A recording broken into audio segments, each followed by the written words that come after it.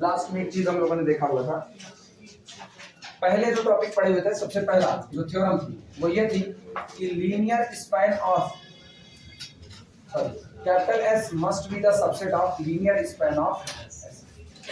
अब ऐसे केस में कुछ भी हो सकता है, एस सबसेट हो तब भी ये बात सही है, एस सब स्पेस हो तब भी ये बात सही है, कोई फर्क नहीं है। अगर एस सबसेट होगा तो जाहिर सी बात है ये प्रॉपर सबसेट बना रहेगा, मतलब हम एस को कह दें ये तब की बात है जब S is only a subset not a subspace, not a subspace. अगर कैपिटल एस सिर्फ और सिर्फ एक सबसेट है, एक सबस्पेस नहीं है, तो कंफर्म है S must be the subset of linear span of S होगा। लेकिन यही capital S is equal to linear span of S बन जाएगा जिस दिन ये कैपिटल एस क्या हो जाएगा, जब एस इज अ सबस्पेस, जब एस सबस्पेस बने। इसके बाद फिर हम लोगों ने एक चीज पढ़ी थी, linear sum of two subspaces. Linear sum of two subspaces में कहा था कि अगर आपको पहला सबस्पेस W1 दिया गया, दूसरा कौन दिया गया, W2 दिया गया, तो W1 linear sum W2 collection होता है element of the type alpha 1 plus कितना alpha 2, such that alpha 1 belong करता है किससे, W1 से, और अल्फा 2 बिलोंग करता है W2 से। लेकिन ये थोड़ा अनक्लियर है, इसको और क्लियर करते हैं तो वास्तविकता में W1 लीनियर सम W2 ये बराबर होता है linear span of W1 union कितना W2। ये सारी बातें हो चुकी थी। अब इसके बाद हम चल रहे हैं, एक रिमार्क लिखते हैं, रिमार्क में लिखना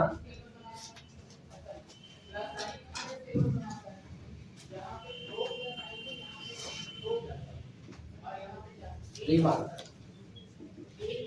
if W be the subspace,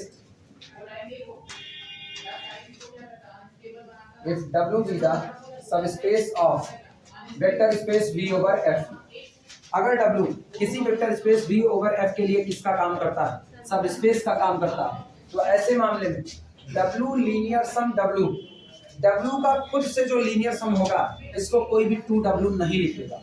W linear sum W is equal to, ये बराबर होता है linear span of W union W, that is equal to linear span of कितना W। क्योंकि जब आप मेन सब स्पेस का किसी भी सेट का, सब स्पेस भी छोड़, किसी भी सेट का आप उसी सेट के साथ यूनियन लोगे तो वापस वही सेट खुद मिल जाएगा। तो W union W is equal to again कितना W, और हमको पता है W कौन है, सब स्पेस है। लीनियर स्पैन ऑफ सब स्पेस इज इक्वल टू सब स्पेस इटसेल्फ, इसका मतलब ये वापस कौन होगा W, लिख करके गिरा, यानी W linear sum W is equal to again कितना W। अब यहां से अगर कोई हमसे जनरलाइज करने को कहे ना, W linear sum W linear sum W linear sum W linear sum so on linear sum W, आप चाहे जितनी बार लो रिजल्ट हमेशा क्या आएगा W। कोई इसको ये ना सोचे W plus W is equal to 2W, W plus W is equal to 3W, ऐसा नहीं है, ये सब स्पेस है ना कि ये सेट का जोड़ होगा। क्लियर है ये बातें?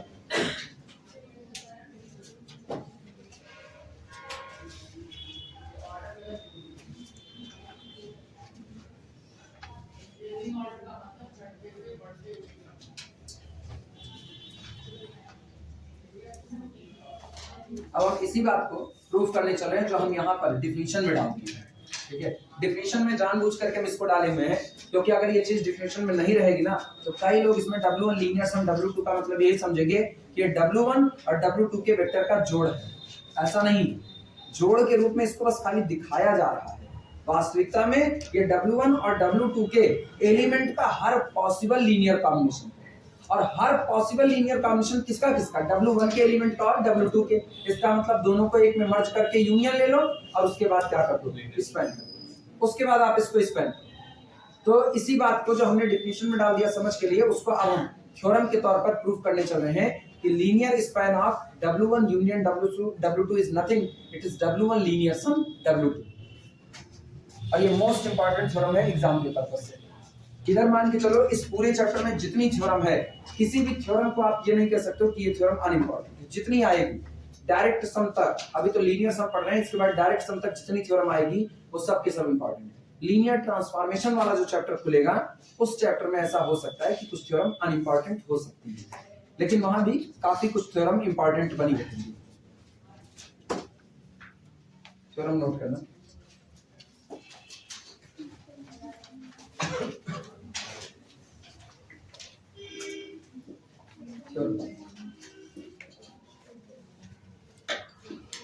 इम्पॉर्टेंट इतना, if W1 and W2, if W1 and W2 are subspaces, if W1 and W2 are subspaces of vector space V over F, of vector space V over F, अगर W1 और W2 दोनों किसी दिए गए vector space V over F के subspace हैं, then तब ऐसे मामलों में W1 linear sum W2 is nothing, it is a subspace. सुनो, लीनियर स्पैन ऑफ S को एक नाम और दिया गया था, या तो सब पीछे से कनेक्टेड है। Linear span of S is nothing, it is a subspace which is generated by S। Singleton S नहीं पढ़ा जाएगा, it is a subspace generated by the S। तो इसका मतलब W1 linear sum W2, W1 linear sum W2 is the linear span of W1 union W2, और या तो इसी को कहो this is equal to a subspace generated by W1 union W2। गलती से भी इसको सेट मत पढ़ना, अगर इसको सेट पढ़ोगे तो तुमको यही नजर आएगा W1 यूनियन W2 का यूनियन कर दिया, W1 और W2 का यूनियन कर दिया गया। नहीं, यूनियन करने के बाद क्या किया गया है, यूनियन करने के बाद स्पैन किया गया, उसके बाद स्पैन किया गया। जैसे अगर हमको गलती सुनना, गलती ये है कि मान लो जैसे हमने W1 लिया, W1 हम ले रहे हैं that the collection of the point of x00 type such that x belong to the, क्या W1 x एक्सिस है कि नहीं, तो इसका मतलब ये आपका कौन हो गया, x एक्सिस हो गया। W2 अगर हमने लिया, W2 is equal to collection of 0 by 0 such that y belong to the R, तो क्या ये y एक्सिस है कि नहीं, ये y एक्सिस। अगर कोई गलती से इसको सिर्फ और सिर्फ यूनियन पढ़ता है तो सोचो यूनियन पढ़ने पर W1 union W2 is the collection of, W1 union W2 is the collection of point of the type x00, 0 by 0, ऐसे पॉइंट का मतलब ये कलेक्शन है x एक्सिस का और कलेक्शन है किसका, y एक्सिस का। लेकिन xy प्लेन का पॉइंट तो नहीं आया ना, xy प्लेन का पॉइंट नहीं आया, क्योंकि आपने क्या किया, W1 और W2 को ही केवल यूनियन किया है बस। और W1 के पास जितने पॉइंट है सब किसके, x एक्सिस के, W2 के पास जितने सब किसके, y एक्सिस के। अभी किसी के पास xy प्लेन का पॉइंट नहीं है। अब सोचो x एक्सिस और y एक्सिस का कलेक्शन, x एक्सिस और y एक्सिस का कलेक्शन सब स्पेस नहीं बना, क्योंकि x एक्सिस का एक पॉइंट उठाओ x00, y एक्सिस का उठाओ 0 by 0, जहां x और y कैसे हैं, नॉन जीरो, तो दोनों को ऐड करोगे तो कौन बनेगा, xy0। xy प्लेन का पॉइंट बना कि नहीं। अगर आप इसमें सिर्फ इन्हीं को रख रहे हो, सिर्फ इनको, तो या तो ये x एक्सिस का पॉइंट रखेगा या तो y एक्सिस का, प्लेन का एक भी पॉइंट नहीं रखेगा। क्लोजर फेल कर गया कि नहीं कर गया, तो इसका मतलब ये सिंपल यूनियन नहीं है। ये जो लिखा गया है ना, इसका मतलब कोई ये ना समझे this is the set of W1 union W2, ना, it is a subspace which generated by W1 union W2। ये वो सबस्पेस है जिसको W1 यूनियन W2 मिल करके बना रहे हैं। क्लियर हुआ।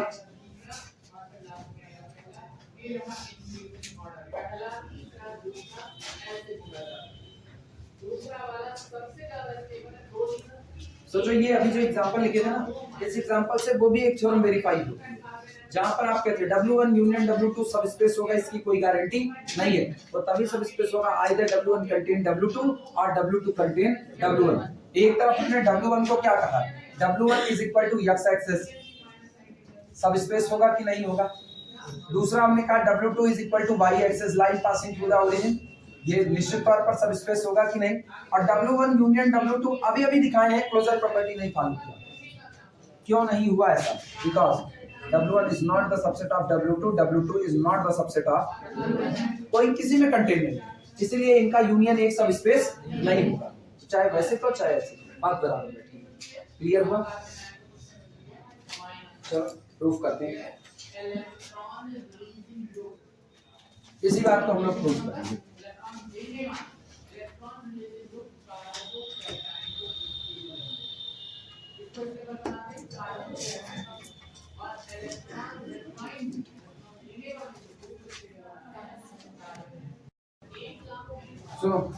जो इसमें भूमिका है वो हम पहले लिख देते हैं, जिससे बाद में पढ़ते वक्त तुमको पता चले काम क्या किया गया है।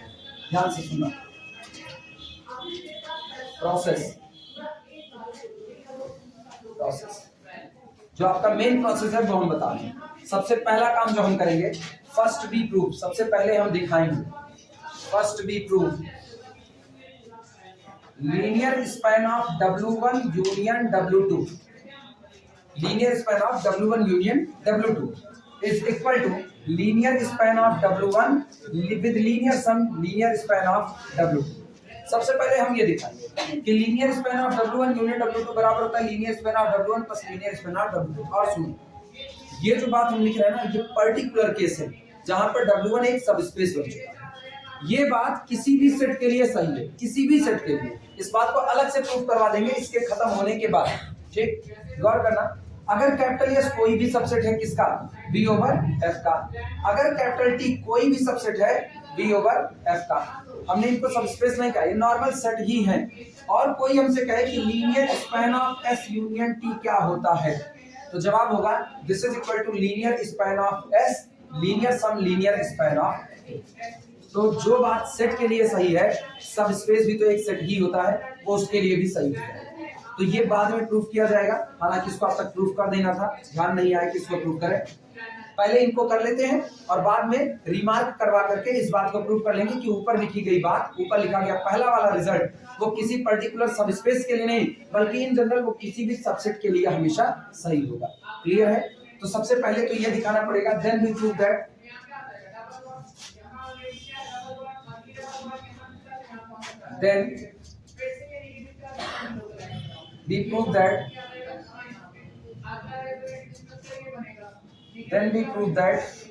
linear span of W1 बराबर W1 and linear span of W2 बराबर W2।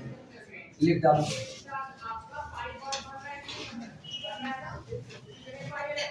ये मेन प्रोसेस है, इसी प्रोसेस के थ्रू ये पूरा रिजल्ट साबित किया जाएगा।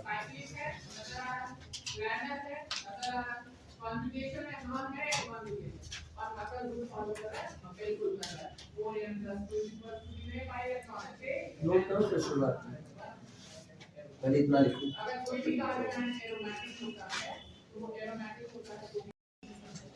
सबसे पहली कंडीशन प्रूव करने चल रहे हैं, linear span of W1 union W2 is equal to linear sum of. सोचो ये पढ़ा कैसे जाएगा, ये पढ़ा जाएगा linear span of W1 union W2 is equal to linear sum of linear span of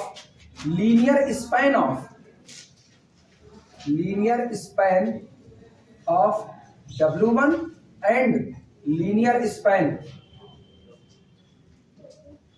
of W2। Wording का फर्क देखो, ये वर्डिंग का फर्क इसलिए है ना क्योंकि ये दोनों चीजें बिल्कुल डिफरेंट चल रही हैं और उसके बाद भी दोनों के रिजल्ट सेम आ रहे हैं। यहां कहा जा रहा है कि आप W1 W2 को पहले एक में मर्ज कर लीजिए, दोनों को एक में यूनियन ले लीजिए और यूनियन लेने के बाद मिले हुए सेट का हर पॉसिबल लीनियर कॉम्बिनेशन बना लीजिए। मतलब W1 के सारे मेंबर आ गए, W2 के सारे मेंबर आ गए और आने के बाद इनका हर पॉसिबल लीनियर कॉम्बिनेशन आप तैयार कर रहे हो सारे। और इधर आप क्या करो, पहले ही आप W1 का लीनियर स्पैन तैयार कर लीजिए। You can collect all possible linear combination of the member of W1। W1 में जितने मेंबर हैं आप उनका सबका हर पॉसिबल लीनियर कॉम्बिनेशन जो आप बना सकते बना लीजिए। अब आप अगला काम क्या कीजिए, W2 का यही काम कीजिए, W2 के जितने पॉसिबल मेंबर हैं सबका सारा लीनियर कॉम्बिनेशन आप बना लीजिए और बाद में क्या कीजिए, दोनों का मर्जिंग कर दीजिए। मतलब आप लीनियर सम ले लीजिए किसका, W1 के लीनियर स्पैन का और W2 के लीनियर स्पैन का। मतलब आपकी linear span of W1 linear span of W2 दोनों का यूनियन करो और अब लीनियर कॉम्बिनेशन तैयार करो। रिजल्ट दोनों का कैसा आएगा, सेम टू सेम। वो रिजल्ट कभी भी अलग अलग होने वाला नहीं। मतलब इसको पर्टिकुलर एग्जांपल पर तुमको समझाए तो पर्टिकुलर एग्जांपल ये हटा रहे नीचे वाली बात। पर्टिकुलर एग्जांपल कहता है कि जैसे हमने W1 लिया, W1 is equal to x axis लिया, W2 हमने लिया, W2 इज इक्वल टू हमने y एक्सिस लिया। दोनों हुआ, चाहे तो पहले दोनों का यूनियन कर लो, दोनों का यूनियन कौन होगा? W1 union W2 is equal to collection of element of the type x00, 0y0 such that x and y both are real। पहले आप इनका यूनियन कर लो, मतलब हमने अपने हाथ में क्या रखा, पूरी x एक्सिस अपने पास रख ली, पूरा y एक्सिस अपने पास रख लिया। अब हम कह रहे हैं ना दोनों का हर पॉसिबल लीनियर कॉम्बिनेशन लिख डालो, हर पॉसिबल, यानी इस आए हुए यूनियन का क्या कर दो, linear span W1 union W। x axis y axis दोनों तुम्हारे पास मौजूद है, दोनों के एलिमेंट को जैसी मर्जी जोड़ो घटाओ, हर पॉसिबल लीनियर कॉम्बिनेशन कौन बनेगा, xy प्लेन बनेगा। इसका मतलब ये कौन आपका बना, xy प्लेन। रिजल्ट पर निगाह रखना, रिजल्ट बन क्या है। अब हम तुमसे कह रहे हैं कि W1 का हर पॉसिबल स्पैन का डालो, W1 का लीनियर स्पैन ऑफ W1, ये बताओ W1 खुद कौन है, x एक्सिस, उसका स्पैन भी क्या होगा, x axis. It is again क्या है, x एक्सिस। मिला कि नहीं? अब की बार W2 को देखना, W2 खुद कौन है, इसका सारा पॉसिबल स्पैन कर डालो, फिर कौन आएगा, y एक्सिस। मिला? अब आप इन दोनों का लीनियर सम कर लो, मतलब linear span of W1 linear sum linear span of W2। और मुझको पता है कि लीनियर सम कुछ और नहीं, दोनों का यूनियन लो, दोनों का यूनियन। ये बताओ ये कौन, x एक्सिस, ये कौन, y एक्सिस, दोनों का यूनियन, क्या फिर यही आएगा? और हर पॉसिबल स्पैन करोगे फिर यही सेट तैयार हो गया कि नहीं? तो दोनों बराबर, ये अलग अलग नहीं हुआ। और ये जो बात हम यहाँ कह रहे हैं ना सब स्पेस की दुनिया में, ये बात सबसेट की दुनिया में भी तय है। कैपिटल S एक सेट है, कैपिटल T दूसरा सेट है, चाहे पहले S यूनियन T कर लो और फिर आप पॉसिबल स्पैन निकालो, और चाहे पहले आप S का स्पैन कर डालो, T का स्पैन कर डालो और फिर दोनों का यूनियन लेके फिर स्पैन कर डालो, रिजल्ट आपके हमेशा आपस में कैसे आएंगे, बराबर, बहुत डिफरेंट होने वाले नहीं। तो ये बात अभी हम सब स्पेस के लिए साबित कर रहे हैं। डिट्टो यही तरीके से यही बात हम साबित कर देंगे किसके लिए, सेट सबसेट के लिए। क्लियर हुआ?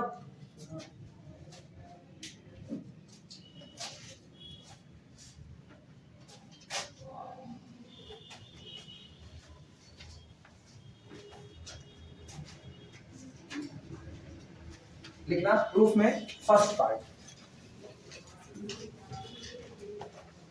प्रूफ में फर्स्ट पार्ट पे हम लिख दे रहे हैं linear span of W1 union W2 is equal to linear span of W1 linear sum linear span of W2। फर्क है, एक बार हम लीनियर स्पैन बोल रहे हैं और प्लस का साइन लगाने पर लीनियर सम बोल रहे हैं, दोनों में फर्क है। Linear span is the all possible linear combination, all possible linear combination of the vector present our set. हमारे सेट में जितने वेक्टर प्रेजेंट है सबका पॉसिबल लीनियर कॉम्बिनेशन का झुंड है। और लीनियर सम दो अलग अलग जो आपके सब स्पेस आ रहे हैं उनके कलेक्शन का स्पैन है, ये फर्क है दोनों में। चलो फर्स्ट पार्ट प्रूफ करते हैं, लिखना इसमें clearly W1 is the subset or equal subset of W1 union W2। हाँ या ना? भाई यूनियन में W1 भी है W2 भी है, तो निश्चित तौर पे W1 के सारे मेंबर यूनियन में होंगे, तो W1 मस्ट बी सबसेट और equal subset of W1 union W2। और यहाँ पर एक रिजल्ट पढ़े, एक रिजल्ट पढ़ाए हुए हैं, if S is the subset of T then linear span of S must be the subset of linear span of T। एक सेट छोटा है, एक सेट बड़ा है, अब छोटा वाला बड़े में कंटेन है तो छोटे का सारा स्पैन बड़े के स्पैन में कंटेन होगा, पढ़े हुए हैं। तो इसका मतलब यहां से हम ये बात भी लिख सकते हैं, this implies that linear span of W1 conformally be the subset और equal subset of linear span of W1 union W2। सही है गलत? क्या यही बात डिट्टो हम W2 के लिए कह सकते हैं कि नहीं? उसके लिए हाल देखना, W2 and W2 is the subset or equal subset of W1 union W2। So this implies that linear span of W2 is the subset or equal subset of linear span of W1 union W2।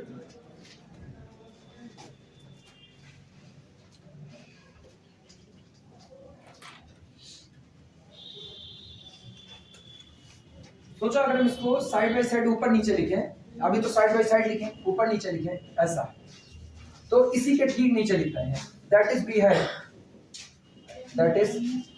behave linear span of W1 is the subset or equal subset of linear span of W1 union W2। और linear span of W2 is the subset और equal subset of linear span of W1 union W2।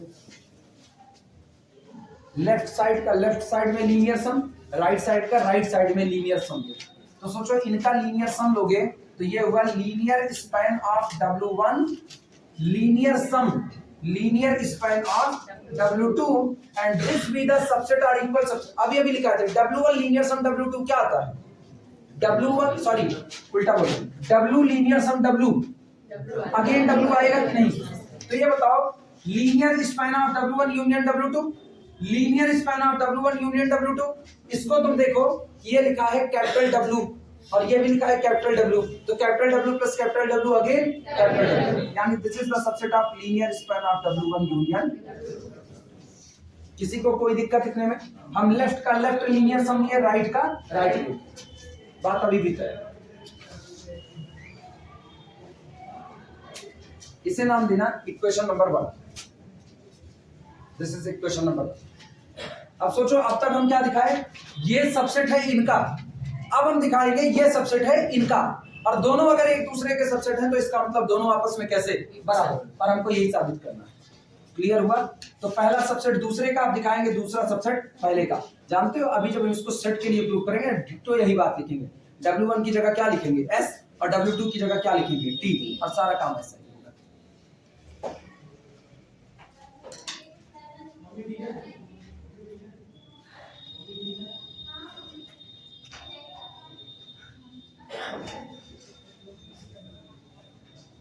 Note कर लो तो आगे चला जाए।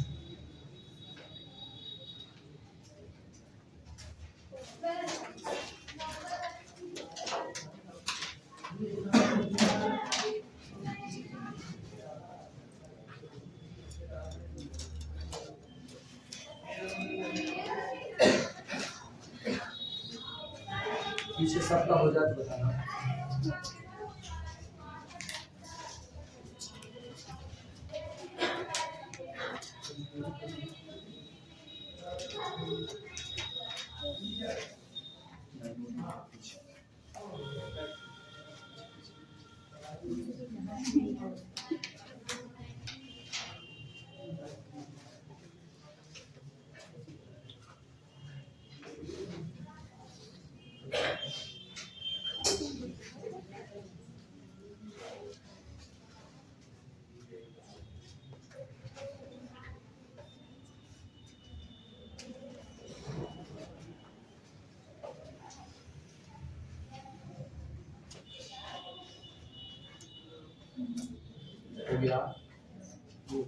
हो गया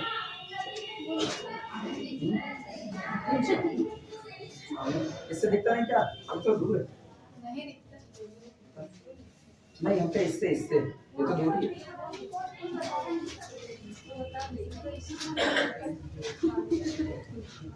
चल अब सुनो, अब उल्टा दिखाना। चलो अच्छा उल्टा दिखाओगे कैसे? ये तो चलो ऐसे दिखा दिया। अब मेरे पास एक ही रास्ता है, इसका एक मेंबर उठाओ और इसके मेंबर को दिखाओ कि इसका मेंबर इसमें बिलोंग करता है। अगर इसका एक उठाया गया जनरल मेंबर इसमें बिलोंग करता है तो इसके सारे मेंबर इसमें बिलोंग कर जाएंगे, यानी ये इसका सबसेट बन जाएगा। ये इक्वेशन लिखा पड़ा हुआ है। Now take alpha, vector alpha is equal to, now take vector alpha belong, now take vector alpha belong to linear span of W1 union W2. Now take vector alpha belong to the W1 union W2.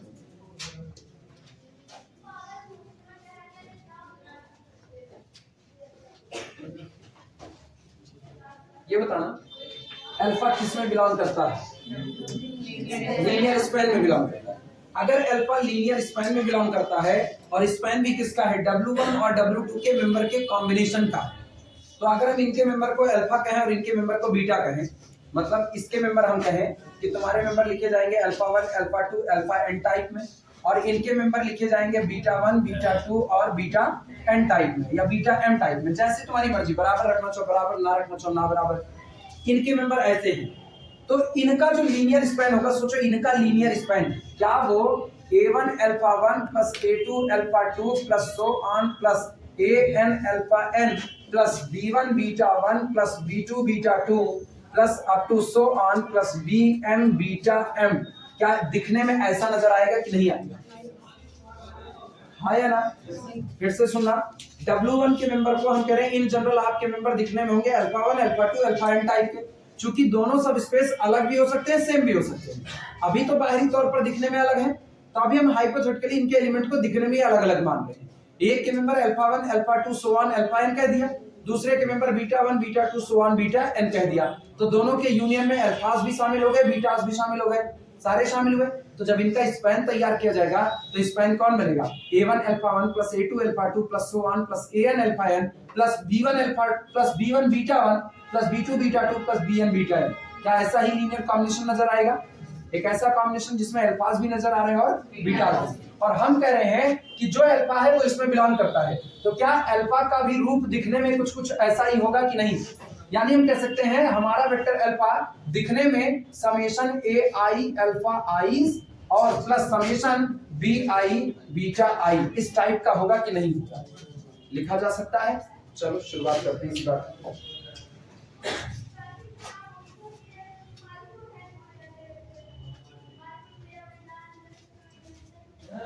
लिखना, this implies that, इसका मतलब ये हुआ कि vector alpha can be written as A1 alpha 1 plus A2 alpha 2 plus up to so on plus AN alpha n। रफली n तक ऐसे मान करके चल रहे, n कुछ भी हो सकता है, जितनी मर्जी उतना हो, हमको कुछ की जरूरत पड़ेगी। मान लो आप अल्फा को लिखे, अल्फा को बनाने में अल्फा 1 और अल्फा 2 का ही इस्तेमाल आया, तो आगे सारे कोएफिशिएंट कितने चढ़ जाएंगे? 0। बीटा के भी कितने चढ़ जाएंगे? 0। फिर वो दिखने में अल्फा और बीटास का सम ही होगा कि नहीं होगा? दिखने में तो वैसा ही नजर आएगा। फिर अगला सुनना, प्लस इस तरीके से B1 beta 1 plus B2 beta 2 plus up to so on plus BM beta M। हम जानबूझ करके M लिख रहे हैं, हम छोड़ दिए उसको कि वो दोनों n और m बराबर हो भी सकते हैं, नहीं भी हो सकते हैं, कुछ भी कैसा भी केस होगा। तो यहां पर ना m और n से कंफ्यूज मत होना कि एग्जैक्टली n ही लिया गया, एग्जैक्टली m ही लिया गया। जो नहीं शामिल होंगे उनका कोएफिशिएंट कितना चढ़ा देंगे? 0 चढ़ा देंगे, काम ही खत्म हो गया वहीं पर। जैसे एग्जांपल के तौर पर देखना, W1 आपने लिया x 0 0, W2 हमने क्या लिया 0 y 0 इस टाइप का। तो सोचो जो यूनियन तैयार हुआ, x एक्सिस y एक्सिस दोनों को रख लिया कि नहीं रखा? अब उसमें हम एक पॉइंट हम उठा लिए 2 4 0, ये पॉइंट उठा लिया। तो सोचो क्या हम सारे x एक्सिस के पॉइंट लेके बना रहे हैं? नहीं। क्या हम सारे y एक्सिस ले रहे हैं? नहीं। हम केवल क्या किए, x एक्सिस। अब सोचो कैसे लिखा जा सकता है, x एक्सिस का पॉइंट ले लिया 1 0 0, ठीक है, प्लस x एक्सिस का ही पॉइंट ले लिया 2 0 0, प्लस x एक्सिस का ही पॉइंट ले लिया 0 1 0 0। सही है गलत? चलेगा? तो ये हो गया मेरा कौन? अल्फा 1, ये कौन हुआ? अल्फा 2, ये कौन हुआ? अल्फा 3। लेकिन अभी तो किसको बनाया? अच्छा 2 बनाना था, गड़बड़ हो गया, इधर से 1 इधर से माइनस। अभी सही है? आगे का 2 बन चुका है कि नहीं? जरा इनको जोड़ो, x कोऑर्डिनेट 2 आ रहा है कि नहीं आ रहा है? अच्छा फिर सुनना, बीटा 1 क्या लेते हैं? बीटा 1 देखना, 4 बनाना है। मेरे दिमाग की बात है, हम कुछ भी ले सकते हैं क्योंकि हमको लीनियर कॉम्बिनेशन के तौर पर लिखना है। लिखने के तरीके एक तो थोड़ी है, वो एक से ज्यादा हो सकते हैं। तो अगला मेंबर हम बीटा 1 ले रहे हैं, -8 0 0 ले लिया। बीटा 2 हम ले रहे हैं, बीटा 2 इज इक्वल टू, उल्टा लिखना है, 0 -8 0। बीटा 2 हमने लिख दिया 0 8 0 और बीटा 3 हम लिख दे रहे हैं 0 4 0। अब बताओ अल्फा 1 अल्फा 2 अल्फा 3 किसके मेंबर हैं? W1 के। बीटा 1 बीटा 2 बीटा 3 किसके मेंबर हैं? और जब आप इसका एक मेंबर, इसका यूनियन का आप एक मेंबर, और यूनियन का भी नहीं, W1 यूनियन W2 के लीनियर स्पैन का एक मेंबर आप क्या चुन रहे हो? 2 4 0। तो क्या ये इनके और इनके मेंबर के लीनियर कॉम्बिनेशन में लिखा जा रहा है कि नहीं लिखा जा रहा है? मिला ये बात? और लिखने का तरीका एक नहीं, एक से ज्यादा हो सकता है। अभी तो हम क्या, अभी तो हम यहाँ से 8 में से 4 को बाहर निकाल लें और यहाँ 2 बना दें, तो हम बीटा 2 का कोएफिशिएंट कितना भर रहे हैं? 4 भर रहे हैं। आपको कोएफिशिएंट लिखने के तरीके अलग अलग मिल जाएंगे कि नहीं मिलेंगे? ये बात सबको क्लियर है? तो इसका मतलब हाँ, हम इस बात की गवाही दे सकते हैं कि अगर आप ये करो अल्फा बिलोंग करता है W1 यूनियन W2 के लीनियर स्पैन में, अगर इसके लीनियर स्पैन में है तो वो इनके और इनके मेंबर के लीनियर कॉम्बिनेशन के तौर पर लिखा जा सकता है, जहां हम मान रहे हैं सारे अल्फा 1 यानी सारे अल्फा आईज मेंबर हैं W1 के और सारे बीटा आईज मेंबर हैं किसके? W2 के। इस बात में अब किसी को कंफ्यूजन तो नहीं? मानते हो इसको?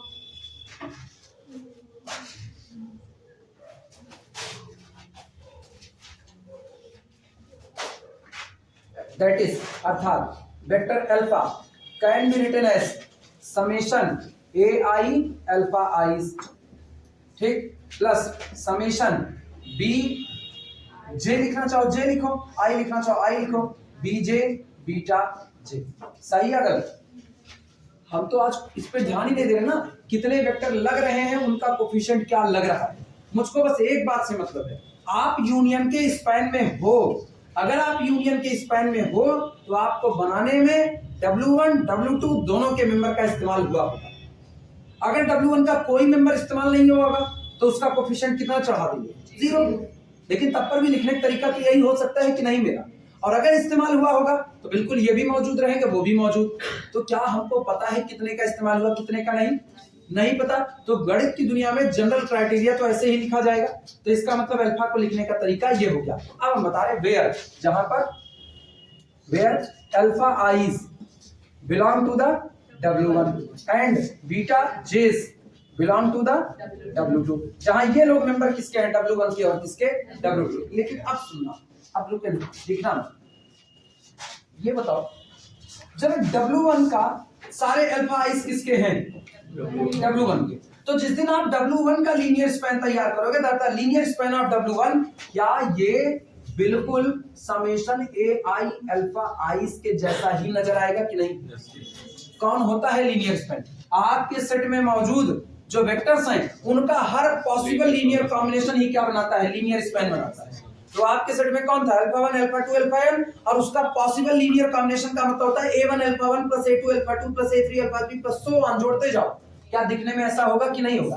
तो ये बताओ, जो मेंबर अभी आप ऐसा दिख रहे हो, ये मेंबर ये वास्तविकता में किसका है? हाँ या ना? और ये बीटास का लीनियर कॉम्बिनेशन है कि नहीं है? बीटास का लीनियर कॉम्बिनेशन, और सारे बीटास हैं किसके? तो इनका लीनियर कॉम्बिनेशन बैठता किसमें है? लीनियर स्पैन ऑफ W2 में बैठता है। हाँ या ना? गौर करो, पहला member linear span of W1 का, दूसरा लीनियर स्पैन ऑफ W2 का, और दोनों का क्या हुआ? कॉम्बिनेशन तय हुआ। तो ये जो अल्फा आप चुन करके कहां से चले थे? यहाँ linear span of W1 union W2 में, वो बैठ किस में गया? Linear sum of linear span of W1 and linear span of W2 बैठा कि नहीं? तो वो इसका सबसेट बन चुका है। अब मेरा काम हो गया। क्लियर है ये बातें? अब लिखने की शुरुआत करो, इतना लिखना और उसके बाद लिखना, but summation A I alpha i's belong to the linear span of W1, summation B J beta जेस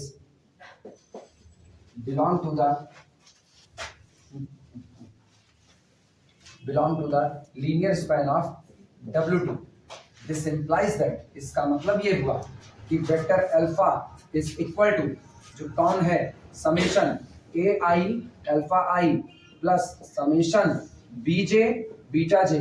ये आपका किस में बिलोंग करेगा? Linear span of W1, linear sum linear span of W2।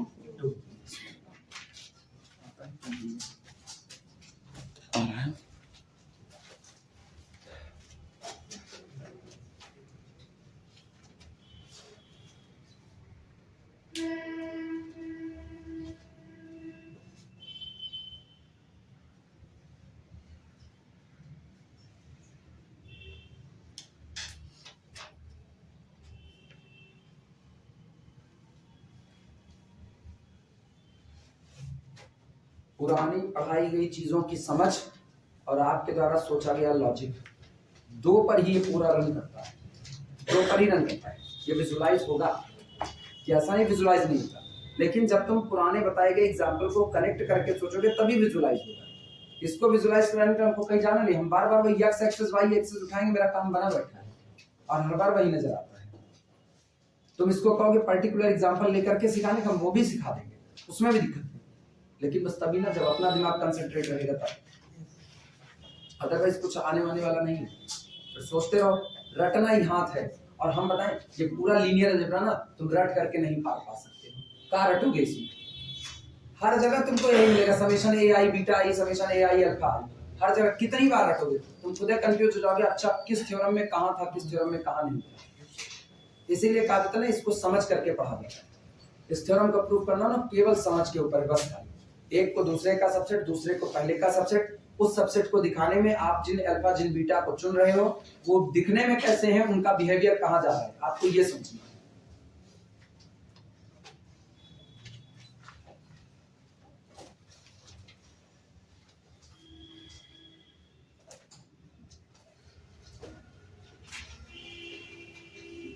हो जाए तो एक लाइन यहां पर लिख रहे हैं ऊपर, दिस इंप्लाइज दैट, सोचो अल्फा को लेकर के कहां चले थे, linear span of W1 union W2, और ये शामिल किस में हो गया, linear sum of span of W1 and span of W2, और शॉर्ट में बोलते हैं span of W1 and span of W2 के linear some.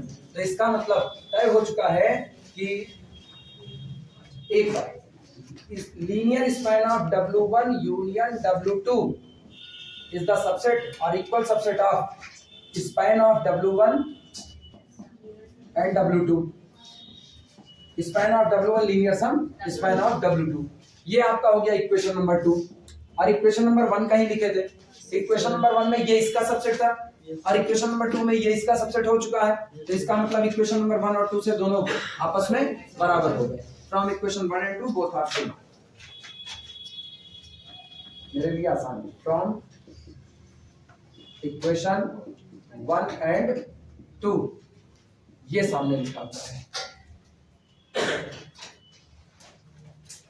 From equation 1 and 2 both are same. कई इक्वेशन माने अब तक 2, इसको मानना है इक्वेशन नंबर 3, और अब हम 3 को बदल देंगे। 3 को बदलना मेरे लिए बड़ा आसान है,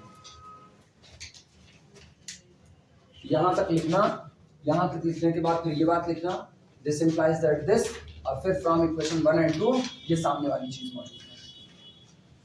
जब हम बांटते रहे यहां से सामने चीजें मौजूद है।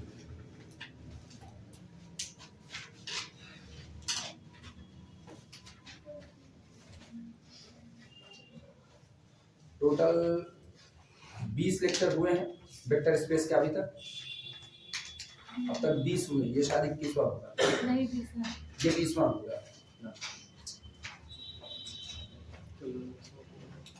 वेक्टर स्पेस लंबा, इसके बाद बेसिस और डायमेंशन चलेगा, उसके लेक्चर कम होंगे, लेकिन वेक्टर स्पेस में चूंकि शुरुआत थी, इसमें 4 लेक्चर तो एक्स्ट्रा पड़े हुए हैं प्रिलिमिनरी कॉन्सेप्ट वाले, तो उसकी वजह से बेसिकली इसके 16 लेक्चर मान करके चलो, ठीक है, और 16 का है अभी, और इसमें चल ही रहे हैं, अब इसी में डायरेक्ट सम शामिल होगा, तो बेसिस और डायमेंशन वाले जो होंगे थोड़े छोटे होंगे। लेकिन जिन लोगों का छूटा हुआ है, सारे वीडियो अपलोड हो चुके हैं, उसको किसी भी तरीके से कंप्लीट करो। जिनके कॉन्सेप्ट अभी भी अनमेच्योर्ड हैं, वो लोग भी वीडियो को दोबारा देख करके अपने कॉन्सेप्ट में सुधार करो। जितनी बार प्रैक्टिस करोगे उतनी बार में सुधार होगा, और कोई रास्ता तुम्हारे पास नहीं बचा है। ये हटाया जाए। अब सुनना, अब एक काम बच गया है, इनको डील करना। अब इनको डील करेंगे, लिखना but W1 and W2 are subspace, लेकिन W1 और W2 दोनों कौन है, सबस्पेस है। अच्छा, अगर दोनों सबस्पेस है तो this implies that linear span of subspace क्या होता है, subspace itself, that is equal to W1, and linear span of again subspace is equal to subspace itself. So equation 3 reduces to, so equation 3 reduces to, इसलिए equation number 3 परिवर्तित होता है, बदल जाता है। किसमें बदलेगा, linear span of W1 union W2 is equal to linear sum of span of W1 and span of W2।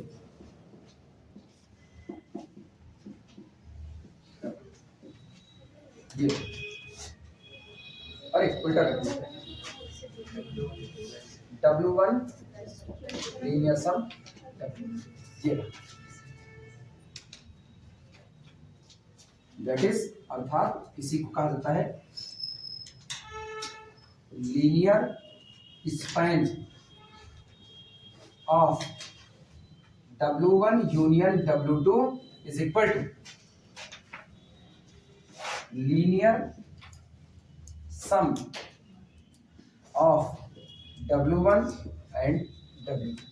चाहे आप यूनियन लेके स्पैन कर डालिए और चाहे आप दोनों का लीनियर सम कीजिए, ये दोनों बातें अलग अलग नहीं, दोनों बातें सेम टू सेम है। यानी कोई मुझको कहेगा कि आप दो सब स्पेस का लीनियर सम कीजिए, तो इसका मतलब वो हमको कह रहा है कि दोनों का यूनियन लेके उनका क्या कर डालें, स्पैन कर डालें। क्लियर है ये बातें? नोट कर लो। टाइम अपने पास कितना है? टाइम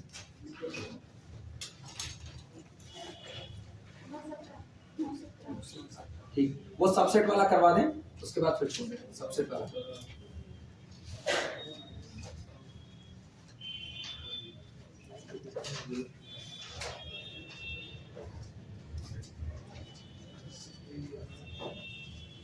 या तो सुनो, सबसेट वाला हम नहीं कर रहा, सबसेट वाला रिमार्क के तौर पर तुमको अभी आज करने का मौका दे, कॉपी में मत करना, रात में एक बार करके चेक करना, ठीक है? कुछ करना नहीं है, तुमको ये बात समझनी है W1 अब तक क्या था, सब स्पेस, W2 क्या था, सब स्पेस था। तो जो बात आप सब स्पेस के लिए को वही बात आपको किसके लिए करनी है, सेट के लिए, ठीक? अब आपको सबसेट के लिए करनी है, तो W1 रिप्लेस होगा किससे, S से, और W2 रिप्लेस होगा किससे, T से, और दोनों के लिए वो बात रफ पर कैलकुलेट करना, ठीक है? कल हम फिर करवाएंगे इस थ्योरम को, आज वापस पढ़ना, कल जब हम उसको समझा रहे होंगे, ठीक है, तो उसके बाद फिर हम इसको और डील कर देंगे। अभी आज के लिए तुम लोगों को मौका देंगे, ये वाला फिर से खुद से पढ़ना और समझना इसको, लेकिन आज घर पर इसको सब लोग दोहराना जरूर है, सारे लोग इसको एक बार ओपन करके दोहराना जरूर, पीछे का पढ़ो ना पढ़ो, लेकिन ये वाली थ्योरम आज पढ़ना है इसको, ठीक? उसके बाद बाकी बातें कल।